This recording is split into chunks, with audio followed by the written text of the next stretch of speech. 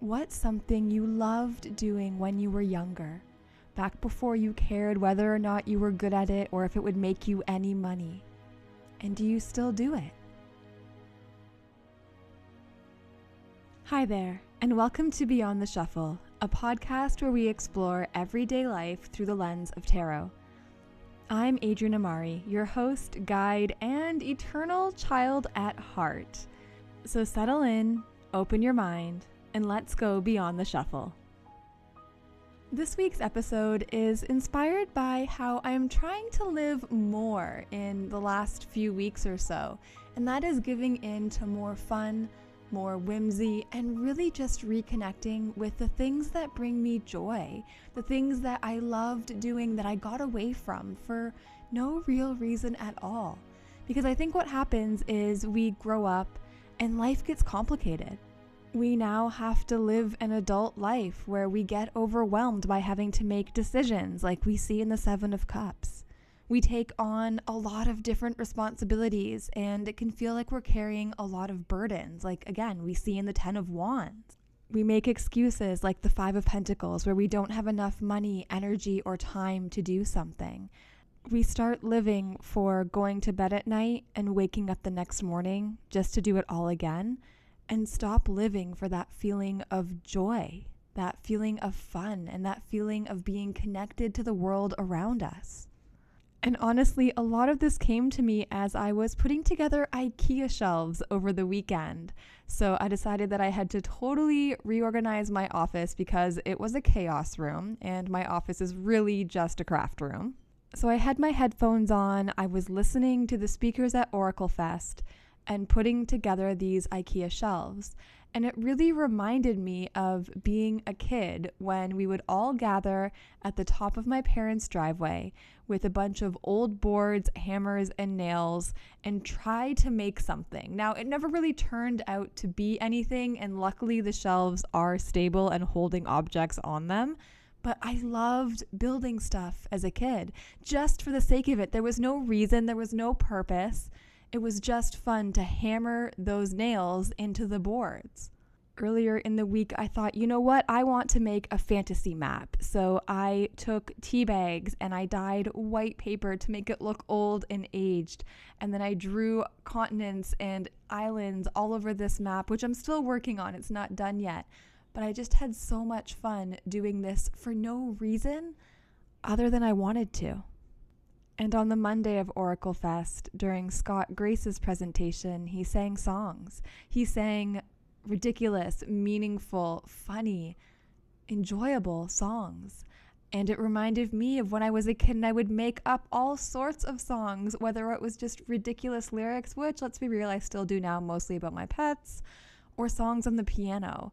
I would make them up just because I wanted to, because I felt creative in the moment, because I felt moved in that direction.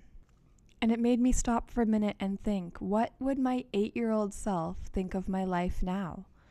Would she think it was fun? Would it be too adult? Would it be boring, exciting? Would she be proud? And I think the more I just give in and surrender to doing things that bring me joy for the pure reason that they make me smile, the happier that 8-year-old version of me would be. And all of this is so much one of the aspects of the Six of Cups.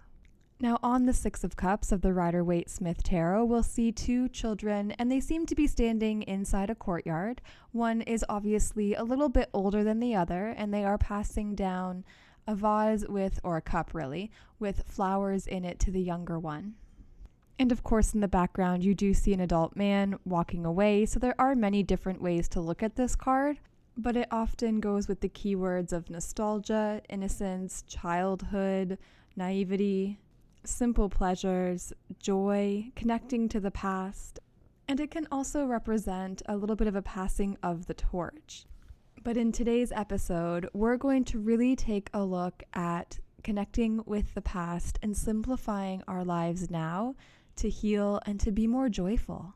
Because that's one of my favorite ways of looking at the Six of Cups. Remember when you were a kid and things felt easy? You didn't really have to worry about a lot. And yes, that's because we didn't have a ton of responsibilities and we didn't have to go to work and earn a living.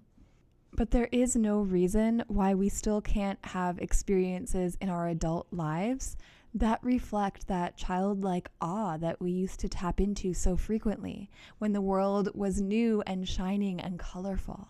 That is all still available to us now. We just sometimes have to intentionally want to reconnect with it.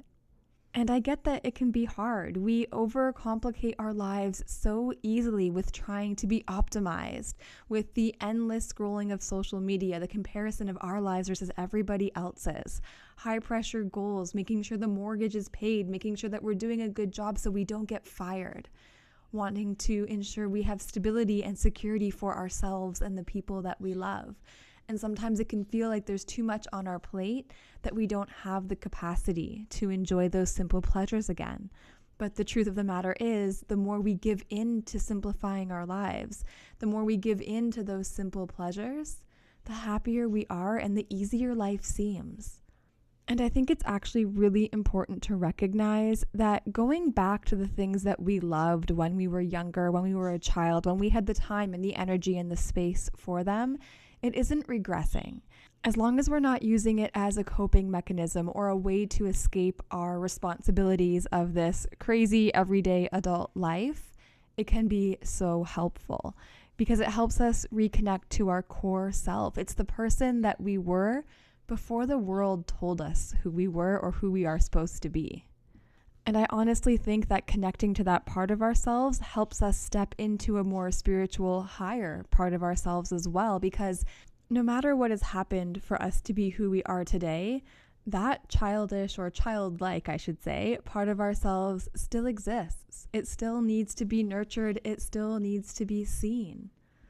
And now as I'm saying and thinking about this, it kind of reminds me of the Disney adults. And I mean this in the best way possible because I know they get a lot of flack from people and a lot of flack saying, well, you're an adult. You shouldn't be at Disney. You shouldn't be wearing the ears. You shouldn't be wanting to meet the characters. And if that makes them happy, if that brings joy to their lives and a smile to their face and they're not hurting anyone or minimizing anybody else's experience, let them do it. Let them have their fun. Let them connect with that innocent part of themselves again, because how amazing and pure is that? So how do we simplify our lives so that we can reconnect with that part of ourselves, so that we can have that pleasure and that comfort in our lives again? There's so many different ways, but the first and the biggest thing is you have to stop saying you don't have time. Because you do have time. You might have to rearrange things or reprioritize things, but the time is available to you to do it if you make it important enough to yourself. Another excuse I often hear is that someone has children so they can't do it. And I'm not saying it's easy, but this is always something that you can do with your children. You can make memories with them. And again, if it's something that you love, maybe it will spark something in them too. And don't you want them to see you happy and having fun? Like, isn't that an amazing role model to be? Growing up, my mom did all sorts of crafts. She is amazing at calligraphy. She owned a stamp business for a while, so we would make sample cards and all that kind of stuff. And she would let me join in all the time, which I, looking back, so appreciated because it makes me want to do more of that now. And indulging in these simple pleasures really helps us disconnect from the chaos of the modern world. And sometimes we need that. And I think especially children growing up in this day and age, they need that too. So it's not a matter of not having time. It's a matter of not prioritizing your time appropriately. You also have to let go of the idea that it has to be perfect. These things are to do because you want to do them, because they put a smile on your face, not because you're going to sell it, not because it's an act of productivity. It's an act of reconnection with who you are. So it's okay if you're out of practice. It's okay if you're no good at it. It doesn't matter. So take away all of those stakes. And if you're the kind of person who feels like they need a reason to do it, your reason is happiness. That's it. And I honestly can't think of a better reason to do something than that. So what are some things we can do? Well, first and foremost, low tech. Let's strip away all the technology that we have and just reconnect to simpler times. So reading a physical book instead of using your Kindle or your iPad to read on. Writing a letter, an actual letter, not a text, not an email, but one that you're putting pen to paper.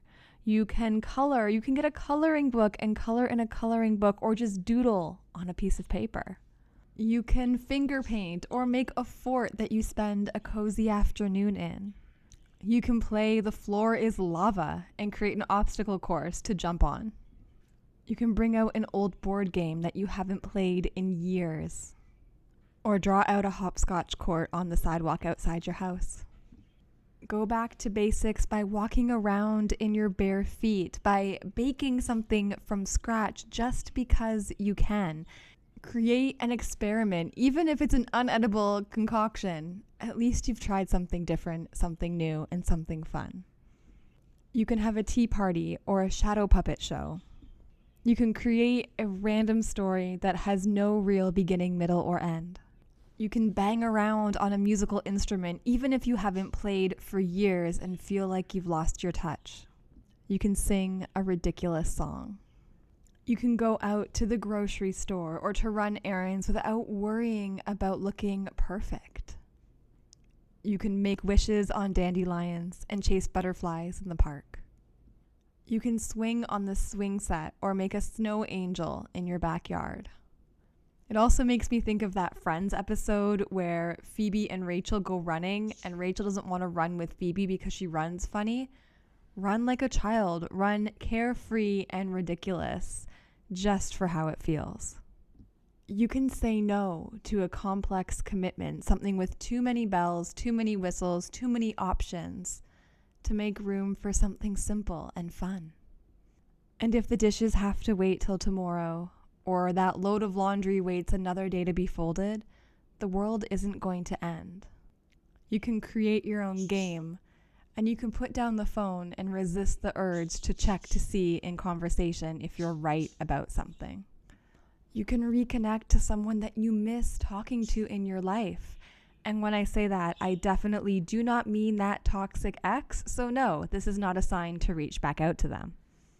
You can make a fresh bouquet of your favorite flowers, even if they don't match, or a plate made up of all different types of cookies.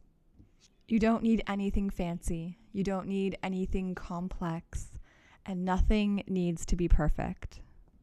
If you look back at your happiest memories, what do you remember about them? What were you doing in them? What was going on in your life during that time? And I ask because the Six of Cups loves that nostalgia. But at the same time, we have to remember not to stay stuck there. We're not trying to recreate the past through these activities and exercises. We're trying to re-experience a part of it to ignite that feeling of joy and to ignite some healing as well.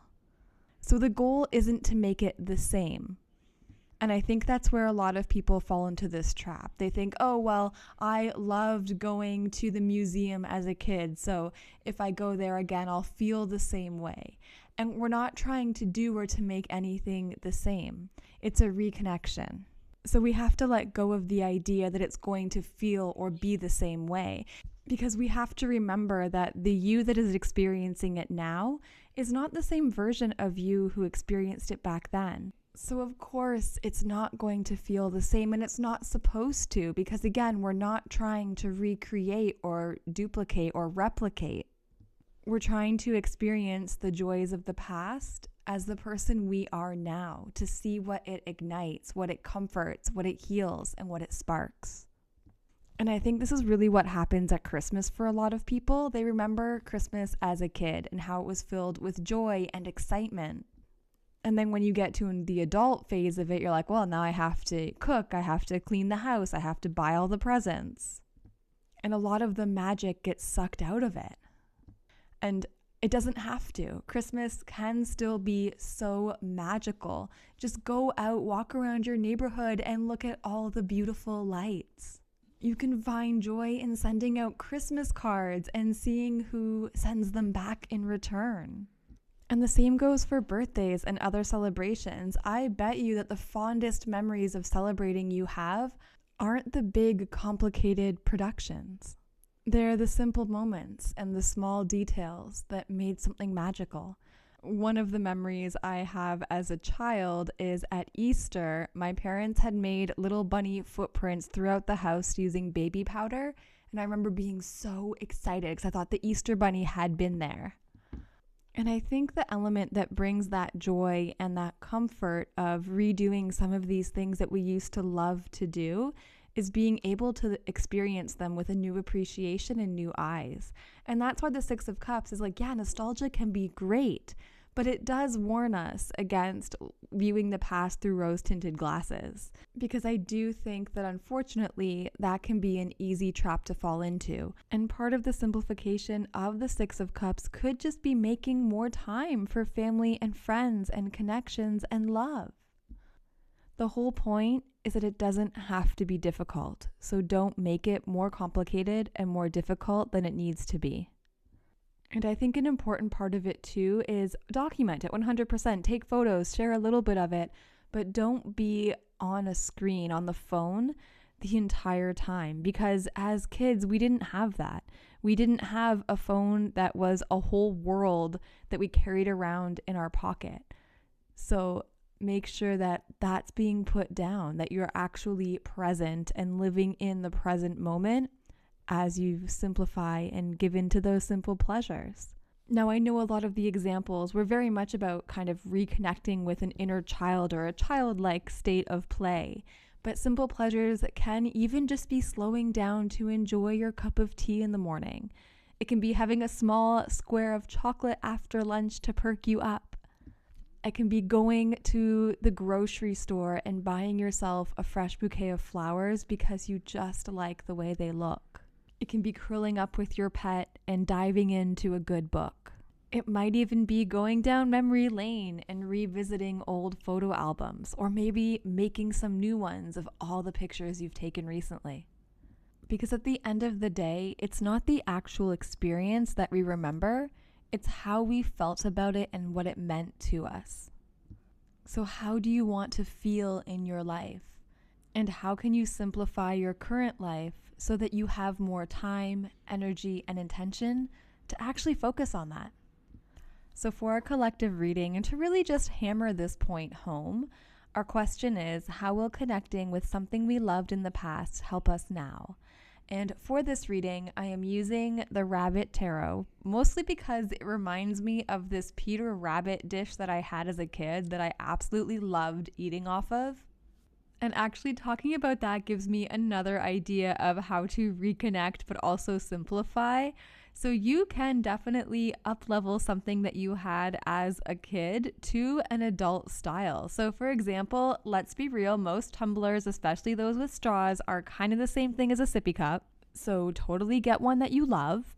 But also I, as a kid, even as an adult, never liked different food touching. I prefer everything to be kind of separate and not mixed together unless I choose to do so.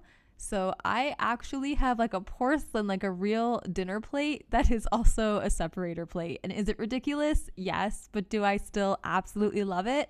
Also yes. But back to our cards, the Rabbit Tarot is a really cute and sweet deck. I feel like it so very well embodies the Six of Cups vibes. So if you would like to see a photo of the cards pulled for this reading, make sure you head on over to adrianamari.com/podcast. But our cards for this reading are the Queen of Wands, the Ace of Swords, and Temperance. And again, the question is, how will connecting with something that we loved in the past help us now? Now with the Queen of Wands, she is the queen who does what she wants when she wants because she wants to. And that really plays into that fiery energy of the queen, where we're doing something that excites us and that brings us joy. It's something that feels real and authentic. And for me, I picture dress up as well, where we're just putting on all of our ridiculous makeup and jewelry and clothes and just having a good time with it. So maybe she's your call to go do a little fashion shoot if that's something that you feel so inclined to do. I used to do fashion shoots with my dog as a child, and I still do it with my dog now. But embodying that Queen of Wands is really following those passions, those desires, and that creativity for the joy of creation and the joy of expression. Now, the Ace of Swords tells us that this ignites new ideas, fresh perspectives, new ways of thinking of things, and a much more honest approach to ourselves and to life.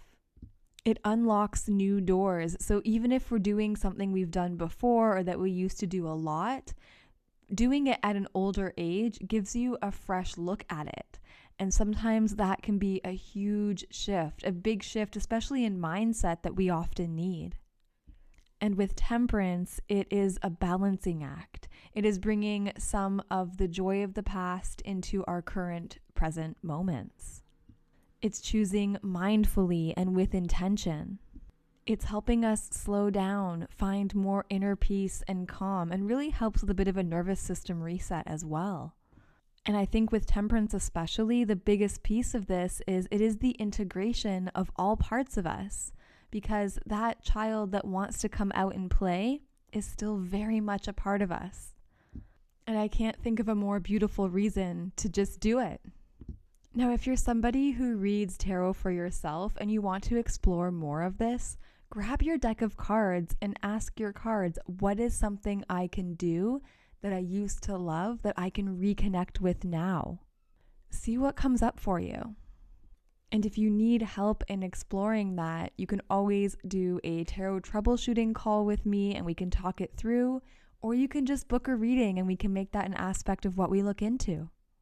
So I also have a challenge for you this week, and I would love to hear what you do, what you choose. You can always reach out to me at adrianamari.com or through the podcast at facebook.com/beyondtheshufflepodcast or instagram.com/beyondtheshufflepodcast. And while you're there, of course, make sure you give us a follow and a like. And I say us because my dog Callie is here and I feel like she is part of the recording process, even though you don't hear her. Although you might hear my bird Atlas from time to time in the background because he is a chatty boy. But either way, your challenge for the week is to reconnect with a hobby or a person that you miss having in your life. Don't make it complicated. Don't think you have to get all the things or say all the right things for it to happen. Just do it. Nice and simple. And let me know how it goes. So of course, I want to thank you so much for being here. And remember, you can check out all of the episodes of Beyond the Shuffle anywhere you love to listen to podcasts and also on YouTube. If you're looking for more tarot content, make sure you're following my account, Adrian Amari Tarot, especially on Instagram because I update all the time with a bunch of different tarot stuff.